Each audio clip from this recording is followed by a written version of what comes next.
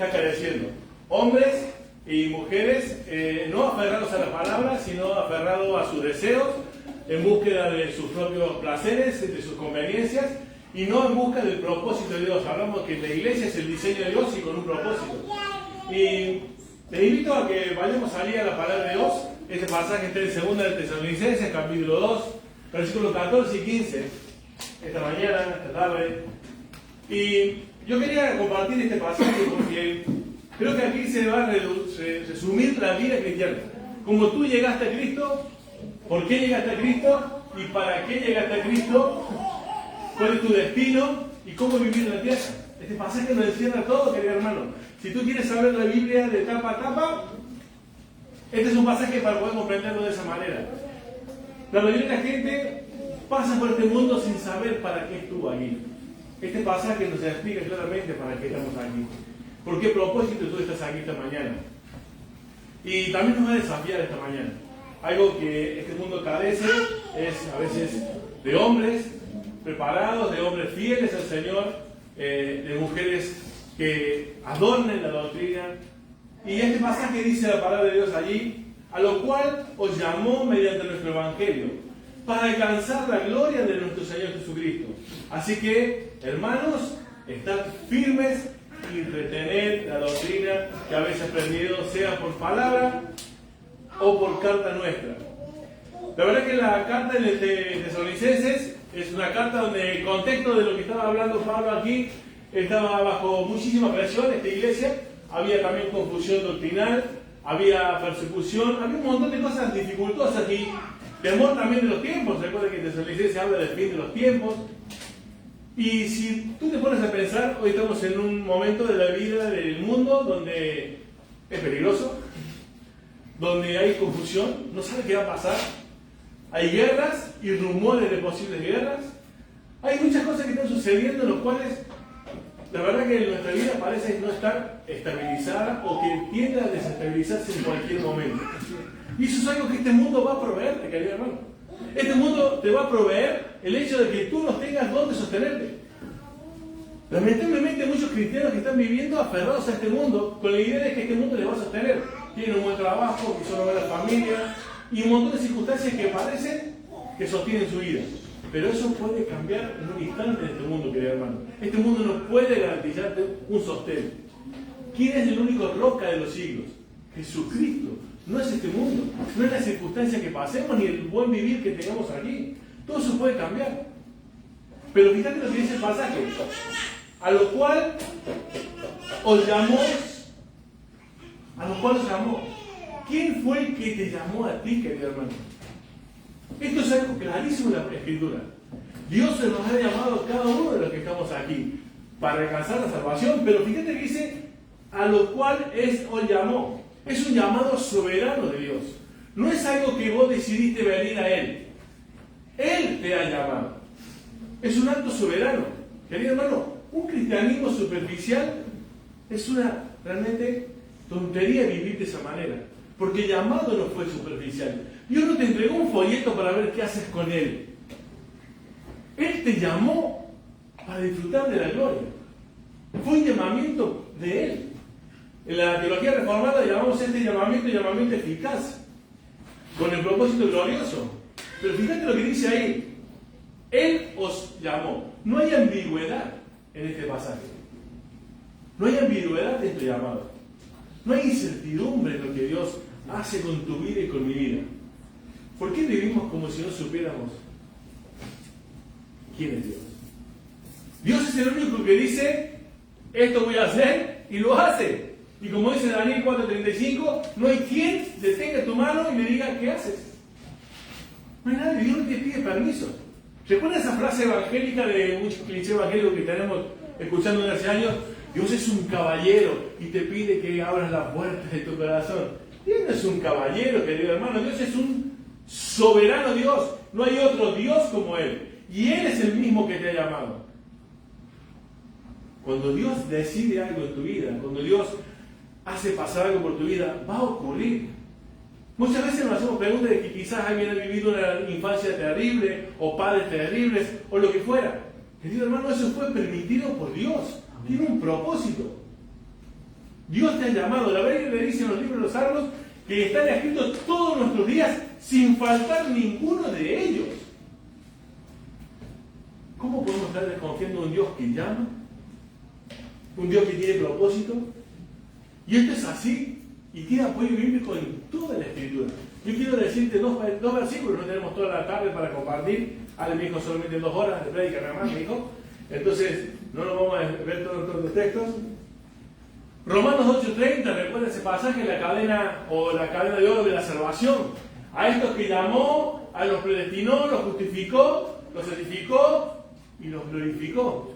Dice, a estos justificó, a estos glorificó. Querido hermano, ninguno de esos que llamó se va a perder. Ninguno de esos que predestinó no va a ser glorificado. Ninguno de esos que justificó no va a llegar a ser glorificado. La salvación pertenece a Jehová de principio a fin.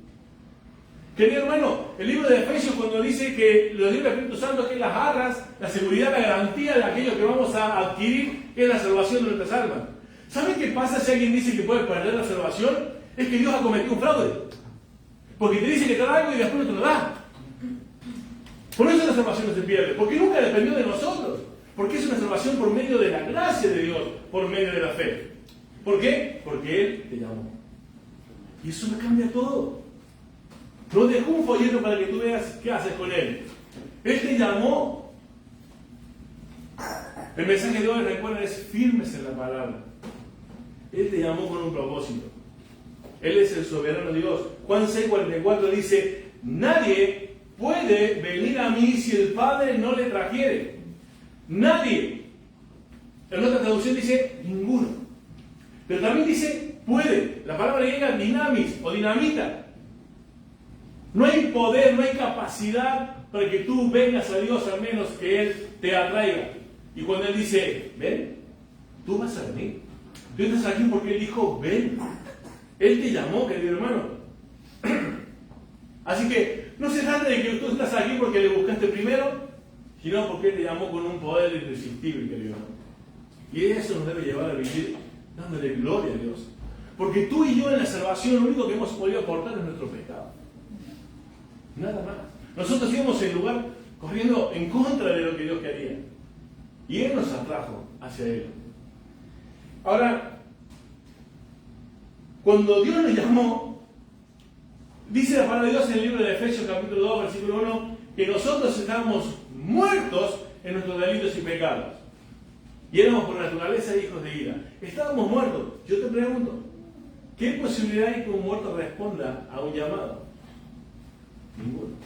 A menos que Dios le dé vida. La analogía de Lázaro es una de las analogías más bonitas para entender la salvación. ¿Qué posibilidad hay que Lázaro, cuando Jesús dijera, Lázaro, ven fuera?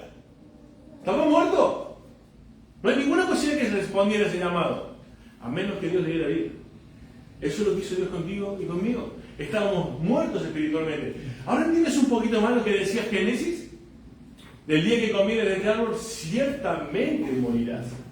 Ahora, Adán y Eva cuando comieron, ¿han ido muertos? No. Se trataría de la muerte espiritual. Esa incapacidad de poder buscar a Dios. La Biblia dice en Romanos 3:10, no hay uno bueno, no hay uno justo, no hay quien busque a Dios. Ninguno puede venir a mí a menos que el Padre le trajere. La Biblia es clara. Él llama, Él busca, Él es el que salva. Amén. Así que, te voy a hacer 2 preguntas, querido hermano, para desafiarte esta mañana. ¿Estás viviendo como alguien que fue interrumpido por Dios o alguien que simplemente adoptó una religión?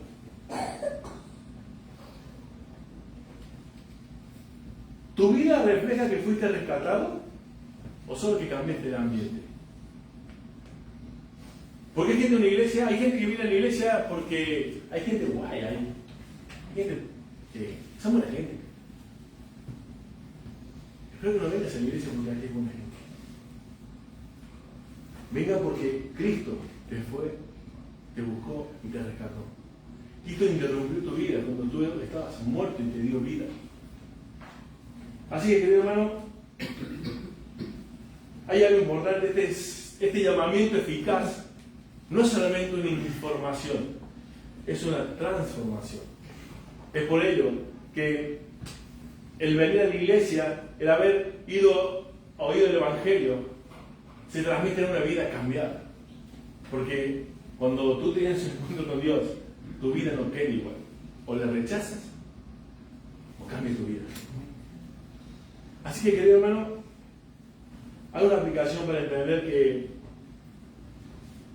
todo lo que obtenemos, lo que tenemos en Dios, no puede pasar a ser parte de tu orgullo, de mi orgullo. Dios me eligió porque, a ver, algo había en mí.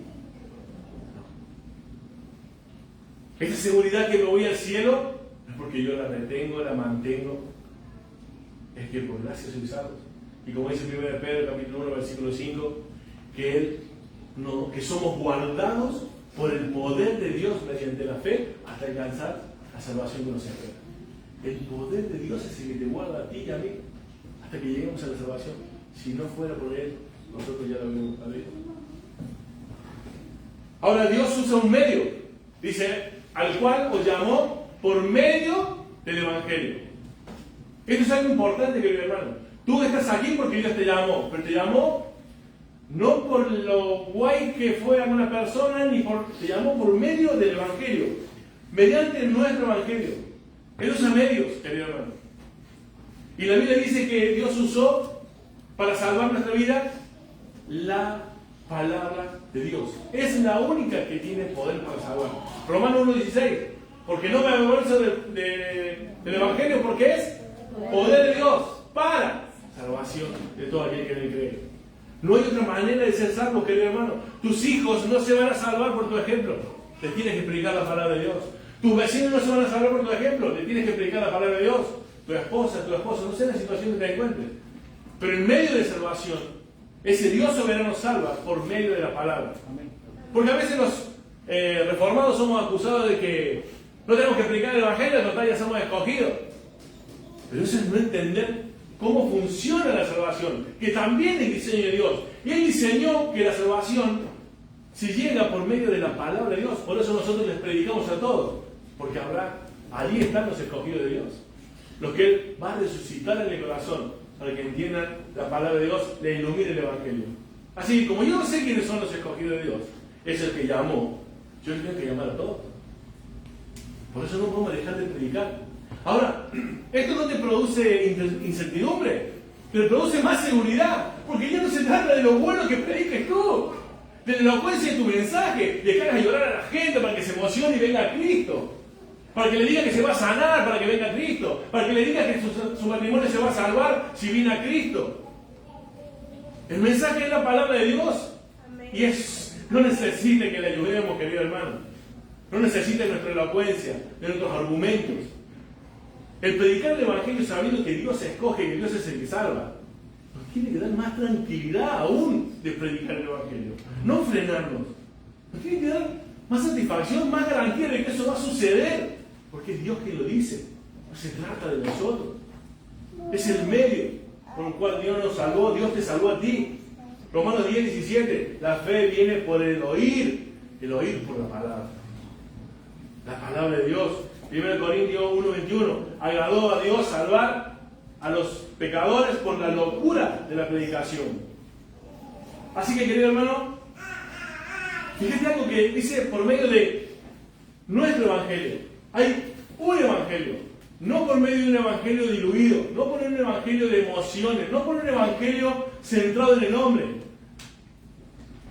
La gente dependiendo de los hombres para intentar llegar a Dios.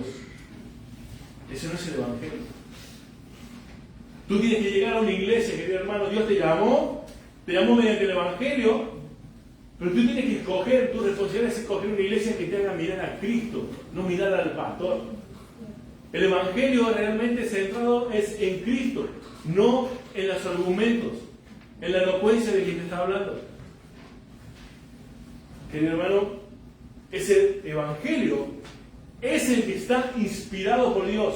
¿Y qué es lo inspirado por Dios? Solo lo escrito. De allí que la Iglesia Reformada cree en la sola Escritura. Firmes en la palabra. ¿Por qué? Porque ¿qué dijo? ¿Qué sé yo lo que dijo Pablo? ¿Cómo sé lo que dijo Pedro? ¿Cuál es la tradición apostólica? Hermano, no es un misterio. está aquí. Él lo ha escrito. Segundo Timoteo 3:16. Toda la escritura es inspirada por Dios y útil para corregir, enseñar, instruir de toda justicia, a fin de que el hombre sea preparado para toda buena obra. Está aquí. ¿Cuántas personas se están diciendo, Señor, quiero conocer tu voluntad, y andan buscando la voluntad de Dios como si se hubiera perdido? Aquí está la voluntad de Dios, querido hermano, en la palabra de Dios. No se ha perdido. Lee la escritura. Mantente firme en la palabra. ¿Qué evangelio es el que tú has creído? Yo les conozco a muchos de ustedes. Pero si llegas de alguna otra iglesia donde no se ha predicado el evangelio, ruego a Dios que tú entiendas que es el evangelio. Y como decía Pablo sabía idiomas, sabía la ley, irreprensible, era el mejor predicador de estos tiempos, salió Pablo. Pero ¿sabe qué dijo él? Todo esto lo tengo por basura. Porque solo quiero que entiendas que es Cristo y este crucificado. Ese es el evangelio que tú has conocido. Un evangelio cristocéntrico es un evangelio que incomoda, querido hermano. Es un evangelio que no te hace salir aplaudiendo al Señor todos los cultos. ¿Qué clase de evangelio es que te hace aplaudir todos los días cuando salgas del culto? Es un evangelio que quizás no te confrontó con tu pecado. Hoy hablaba con una hermana y me decía, ¿cómo estás? Bien, acá estamos. Pero se me hace difícil. ¿Y cuánto? ¿Por qué es difícil? Porque uno cuando conoce la palabra de Dios, claro, mientras más conoces la palabra de Dios, vas a darte cuenta que hay más pecado en ti. Mientras más conozcas a Dios, más te darás cuenta de tu condición y de esa misericordia que Dios tuvo contigo. ¿Saben que cuando Dios dice que es rico en misericordia, pensamos en alguien así como que hace cositas buenas? No, cuando Dios dice que es rico en misericordia, ¿sabes qué hizo? Es que agarró tu miseria, mi miseria, y la hizo suya. Cuando alguien entre nosotros le dice, mira, ese chico es misericordioso. ¿Por qué? Porque mirá lo que hace con ellos. Toda su miseria la hace propia, le ayuda. Eso hizo Dios contigo. Cuando más le conoces, más te das cuenta de la miseria en que Dios te ha sacado, de la miseria que Dios te ha librado, de la miseria de donde íbamos camino al infierno. La verdad es que hoy la palabra de Dios, o la iglesia, mejor dicho, el cristianismo, está viviendo un cristianismo donde el poder está en lo que es popular. Pero un verdadero evangelio, ese evangelio que ha sido real en la vida de esa persona, no es un evangelio que vive en la fama y en la popularidad. Vive en una transformación diaria que lo ve tu familia, tus hijos. ¿Tú quieres saber cómo estás viviendo tu evangelio? Si realmente tienes a Cristo en tu corazón, pregúntale a tu esposa que es el que más te conoce. Pregúntale a tu esposo que es el más que te conoce. Ahí cuando nadie te ve, te vas a dar cuenta de qué clase de evangelio has creído. Querido hermano, me voy a tomar un pequeño paréntesis para comentar algo que comenté esta mañana en la iglesia, en la predicación de esta mañana. Es porque a veces queremos ir a iglesias donde nos hagan endulzar el oído. Y como dice el 2 Timoteo, ¿no? Llegará un momento donde tienen comenzar de oír y se volcarán a las fábulas. Junto con los maestros que, seducidos por lo que quieren. Querido hermano, la Biblia dice, ¿por qué se motina la gente? ¿Por qué se juntan aquí, allá y en todos lados? Porque solo se juntan a oír lo que quieren escuchar. Querido hermano, hoy estamos cansados de ver a pastores acomodándose al mensaje popular, al mensaje que no es confrontativo, al mensaje donde dicen, bueno, pará, todos tenemos derecho a pensar diferente. Todos tienen su opinión. Dios tratará con él. Yo te pregunto, hermano, ¿para qué vino Cristo en eso? Si todos vamos a tener nuestra opinión. Si todos vamos a ver que en un día estamos delante de Dios y habrá una balanza del bien y el mal, como dice Católico. Pero buena sobra y de mala sobra. ¿Por qué murió Cristo? Si cada uno puede hacer lo que quiere y pensar como quiere. Yo soy cristiana y muestro lo que tenga que mostrar. Yo soy cristiano, hombre, y ando con pantalones de 2 tallas más chicos, como de la mujer. Total, esto digamos ser libre. Jesús le dijo a los fariseos, sepulcros blanqueados, Juan el Bautista le llamó raza de víboras, generación de víboras. No le digan mucho porque igual crea una tensión. Judas dijo, contender ardientemente por la fe una verdad a los santos. No hay como tal cosa de que cada uno haga lo que quiera. Porque si no, además viene Cristo. Querido hermano. Hay un evangelio, querido hermano. No esperes, ruego a Dios que en esta iglesia no haya pastores calladitos y flojitos. Que tengan miedo de decir lo que la palabra de Dios dice. Porque la palabra de Dios debe ser predicada en integridad pura. Y todo el consejo de Dios. Lo fácil, lo difícil, lo que incomoda y lo que no tanto incomoda. Pero esa es la palabra de Dios. Por eso es el evangelio. Ahora, el propósito supremo de haber sido llamado por Dios mediante el evangelio, no hay otra manera de llegar a Dios por medio de la escritura, dice, para alcanzar la gloria de nuestro Señor Jesucristo. Querido hermano, no solamente Dios te salvó del infierno, Dios no solo te perdonó todos tus pecados, es que nos dio una gloria eterna, hermano. Nos espera una gloria con Cristo. Aquí en este mundo tenemos momentos lindos, felices, de descanso, de gozo. Bueno, eso no es nada con lo que nos espera en la gloria. La Biblia lo dice. Estos sufrimientos, vos no pensás con la gloria que nos espera, dice Pablo. Mejor, dice Pablo, ni te pongas a hablar de ellos, dice. Ni aún hablen de esas cosas. Te pongas a pensar, ahí esta vida. Mirá, yo encuentro a los cristianos preguntándole, ¿qué tal, cómo andás? Acá, tirando para no aflojar. ¿Cómo vas a andar tirando para no aflojar, cristiano, que te espera la vida eterna? Decís, estoy mal en las pruebas, es difícil, pero confía en Dios. Amén. Amén. No importa llorar. No importa tener que pedir perdón. No vamos a equivocar, pero tenemos, dice la Biblia, que nuestra esperanza es bienaventurada. Significa que la palabra griega es súper feliz. Tenemos una súper feliz esperanza, porque no solamente nos llamó, nos rescató del infierno, nos perdonó, sino que nos espera en la gloria. No es un Dios lejano. No es un Dios que dijo, bueno, te salvo y a ver cómo te las arreglas en este mundo. No solo eso hace, sino que te mantiene en este mundo y te está esperando diciendo que me dijo a casa. Ahí. Las pasó difícil. Entra en el reposo. Ven a mi casa. Ese es Cristo, querido hermano. Ese es Cristo. Romanos 8:17, coherederos con Cristo. Juan 17:22, la gloria que me diste, yo les he dado. Y vuelvo al pasaje de Romanos 8:29-30, esa cadena. A estos que llamó, los mismos, no se perdió ninguno, los glorificó. Son los mismos.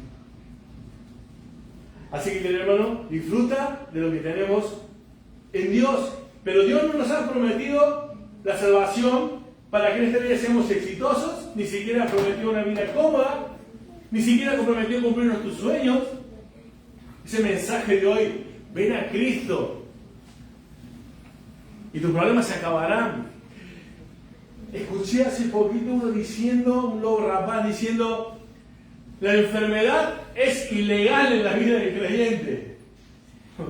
Yo digo, este hombre no leyó jamás la Biblia, ni siquiera 10 versículos seguidos. Porque cuando Dios dice que Él sana, ¿de qué te sana si no te puedes enfermar? Si es ilegal la enfermedad en el creyente. Algunos dicen, Dios te sana de todas tus dolencias, lo dice allí. Ahí en Isaías lo dice, por su llaga fuimos sanados. Ajá, bien. Entonces no moriríamos. La enfermedad es que tus sueños se están muriendo y tú tienes un tiempo. Ese pasaje no está diciendo eso. ¿Sabes qué se está diciendo ese pasaje juntamente con otros más? Que siempre, querido hermano, siempre, nunca falla. Siempre que tú fuiste sanado, fue Dios quien lo hizo. Eso dice la Biblia. Eso enseña la Biblia. Y cuando tú te mueres o la persona que amas se muere, es porque Dios no decidió sanarlo.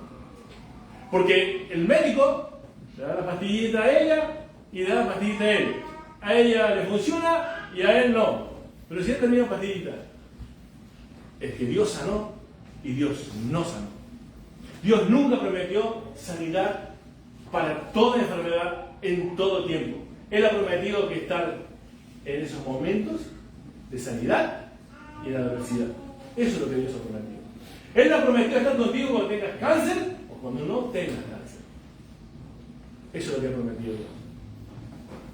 Porque lo más importante de ese llamado es que vamos a participar de su gloria.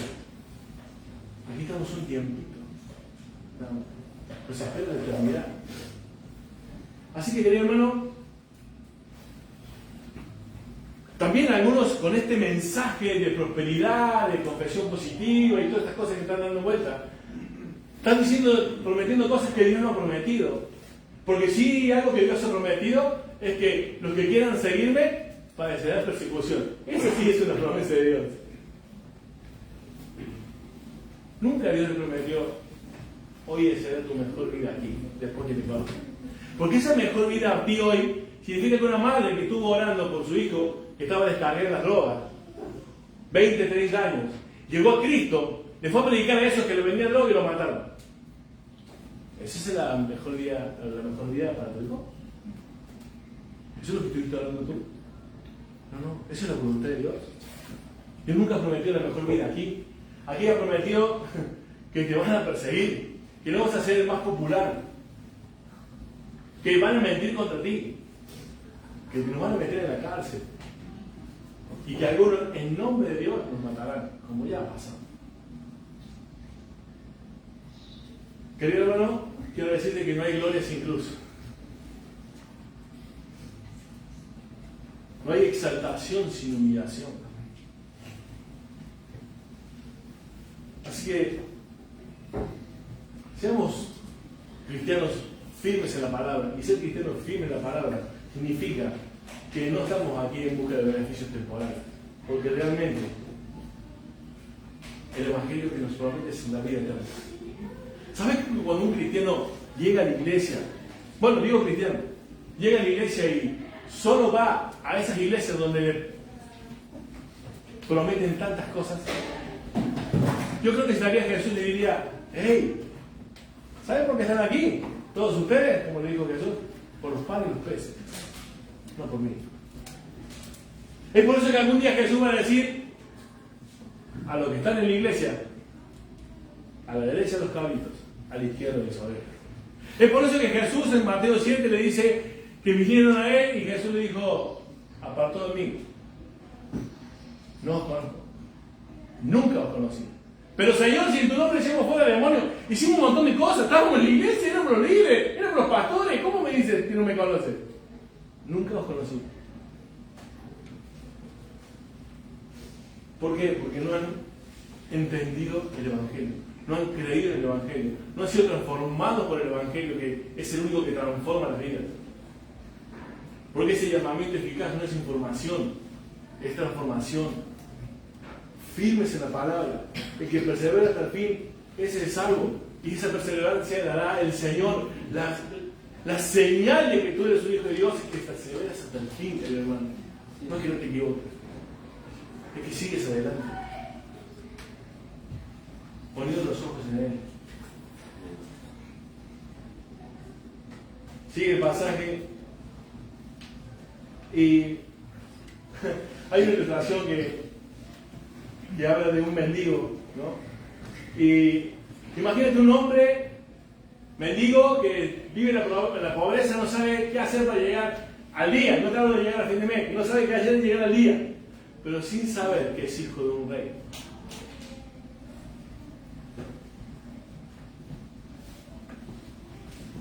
Tú no eres un mendigo, tú eres hijo de un rey.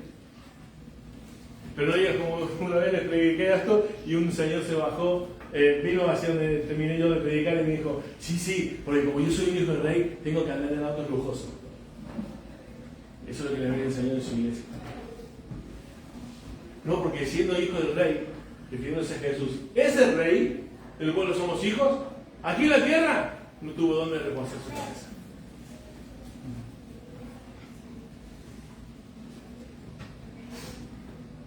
¿Sabes a qué me refiero con ese mendigo? Que aquí tú puedes pasar una vida de un mendigo. Pero si tú tienes en claro que eres hijo del rey, Esa identidad que vos y yo tenemos nos cambia todo, querido. Así que no se trata de que tienes la bendición de Dios o Dios está bien contigo porque te va bien. Díselo a Pablo, azotado, encarcelado, golpeado. ¿Que Pablo estaba en contra de Dios? ¿Por qué murieron los apóstoles como murieron? La bendición no es señal de que Dios está contigo. Porque Dios puede hacer con tu vida y con mi vida lo que quiere para su gloria. Porque Él es el único soberano. La gratitud, querido hermano, es lo que tiene que haber en tu corazón, a pesar de las circunstancias que vivamos. Porque mi identidad es que soy hijo del Rey. Y eso es una verdad. Así que tu esperanza, tu manera de vivir, tu forma de pensar, dependen de quién crees tú que eres. Eres hijo de Dios. Eres hijo del Rey. Eso debería cambiar todo en tu vida y mía. Pero estamos para alcanzar la salvación que nos espera. Ahora, nos llamó por el Evangelio y nos llamó con ese propósito eterno de ser salvos, pero ahora hay una responsabilidad. Siempre la palabra de Dios nos habla de dos directrices bien claras. Dios es un Dios soberano, pero también nos habla de la responsabilidad humana. No son dos cosas que se juntan. No hay un pasaje que diga, bueno, aquí, mira, acá viene la soberanía de Dios y aquí la responsabilidad del hombre, y hacen así, se juntan justo aquí y ahí va uno para cada lado. No. Son dos verdades paralelas. Dios es soberano, pero Dios es responsable. Siempre está presente de esa manera. Y en esta responsabilidad dice la palabra de Dios en el versículo 15, así que está firmes. Está firme, querido hermano. ¿Y qué significa estar firme? Hay un pasaje muy mal interpretado que está en Filipenses capítulo 2, versículos 12 y 13. Y dice, ocupados en vuestra salvación. Y dice, por tanto, amados míos, como siempre habéis obedecido, no solamente en mi presencia, sino mucho más ahora en mi ausencia, ocupaos en vuestra salvación con temor y temblor. Porque Dios es el que vosotros produce, así que Él cómo lo hace por su buena voluntad. Y algunos dicen, ¿ves que me tengo que ocupar de salvación porque si no la salvación se pierde? ¿Ves que así está firme? ¿Es que no tengo que salirme ni caerme de la gracia? Hermano, esto es lo importante que dice la Biblia, que es toda la escritura es inspirada por Dios. Y toda la escritura es que la palabrita que dice ocupaos en vuestra salvación. No dice ocupaos de vuestra salvación como si fuera tuya y la pudieras perder. Ocupate en lo que ya tienes en vuestra salvación. Ese ocuparte, ese estar firme, es que todo lo que involucra tu salvación, la santidad, la justificación, la vida cristiana, todo eso, ocupate, trabajá en pos de ello. Somos llamados a servir. Ocupate en lo que tienes. Eso es el pasaje, no es lo que podés perder. Aquí no estamos hablando de ninguna pérdida. Y encima da la garantía, el versículo 13. Porque Dios produce así querer como el hacer por su buena voluntad. O sea que encima la cosa buena que tú y yo podemos hacer la produce. ¿Cómo la vamos a perder? Si encima lo bueno que hacemos lo produce Él. Todo eso que tú haces para bien, lees la Biblia, oras, todo eso lo produce Él. Eso es ocuparte en tu salvación. Eso ya tienes. Eso es estar firme, querido hermano. Así que vivimos en una generación realmente que emocionalmente es inestable, doctrinalmente débil y espiritualmente superficial. Una pregunta. ¿Tú eres cambiante o eres firme? ¿Tus convicciones dependen de la palabra de Dios o de tus emociones? ¿Se te mueve cualquier cosa? ¿Toda tu opinión cambia de vez en cuando según el predicador? ¿Algún predicador te confunde? Cualquier problema te sacude y estás pensando en no abandonar.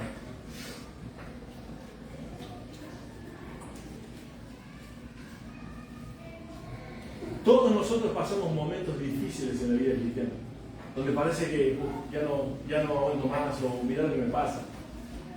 Todos tenemos momentos difíciles, días de tentación más grandes que otros. Pero querido hermano, firmes en la palabra. Retener la doctrina. Esa palabra firme, la palabra adherir, o sea, estar.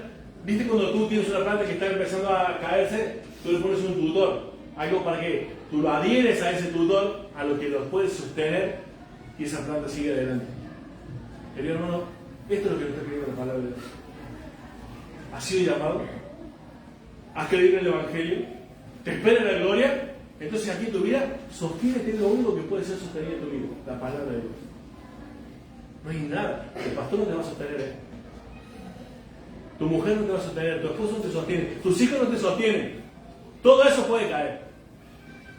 Pero la palabra de Dios permanece para siempre. Y como en ella están involucradas sus promesas, es que son siempre sí y amén. Querido hermano, un barco puede tener 300 metros de largo, pesar más de 1200 toneladas, pero una suave movida del agua puede hacer que se encalle en las rocas y hundirse, porque no tiene ancla. Una pieza sumamente pequeña en comparación de lo monstruoso que puede ser ese barco. Pero el ancla es algo que lo sostiene, que lo mantiene en el puerto seguro. La palabra de Dios es el ancla de tu vida y mi vida, que no te va a permitir que termines encallado en el pecado. Querido hermano, no terminamos mal de la noche a la mañana. Esa pequeña, esa onda que va, te has quedado flotando en el mar. Todo que caes aquí en el mar, no está bonito. Pasan 5 minutos y date vuelta, ¿y dónde estás? Si no te moviste, te dejaste llevar. No estabas anclado. Te quedaste sin ser sostenido por uno que te mantenía en la orilla, en el puerto seguro. La Biblia dice, ya sea por carta o por palabra. Querido hermano, esto no significa una tradición abierta o una sucesión apostólica como dice la Iglesia Católica. Esto no está diciendo que, total, lo que me diga, si alguien en la iglesia te dice, así dice el Señor, lo único que tendría que salir de esa boca es un versículo bíblico. Y nada más. Dios no sigue hablando que no sea por medio de la palabra de Dios. La Biblia dice, quien añada, quien quita, sea anatema. Dios te habla por medio de la palabra, Dios te guía por medio del Espíritu Santo en la palabra. Fíjate que es la función del Espíritu Santo en tu vida y en mi vida. ¿Por qué está asido a la palabra? ¿Por qué hay que retenerla? ¿Por qué es la función del Espíritu Santo? El Espíritu Santo en el impío, en el incrédulo, dice que lo convence de justicia, de juicio y de pecado. Por eso se salva. ¿Y qué hace el creyente una vez que está ahí? Él, el otro, el Consolador, el que viene después de mí, Él os recordará todas las cosas que yo os he enseñado. El Espíritu Santo es quien te recuerda la palabra. Ahora, ¿qué te va a recordar si tú no la conoces? ¿Cómo te vas a enfrentar a la tentación si no conoces cómo salir de la tentación por medio de la palabra? Por eso hay que hacerse firme la palabra y retenerla. Porque es lo más valioso que tenemos en este mundo, querido hermano. Y termino. Firmes en la palabra y, como dije siempre, no pienses que la doctrina es un lujo académico. La doctrina es el ancla, muchísimas veces de una vida.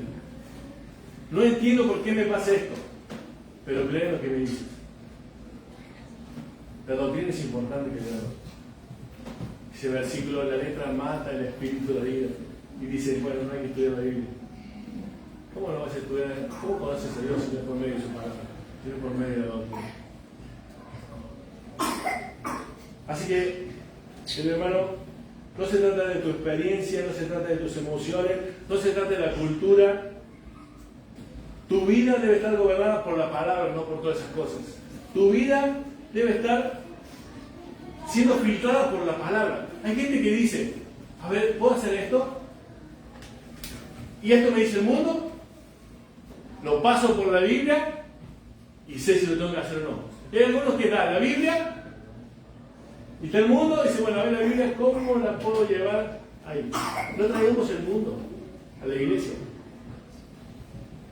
La Biblia es transcultural, traspasa la cultura, hermano.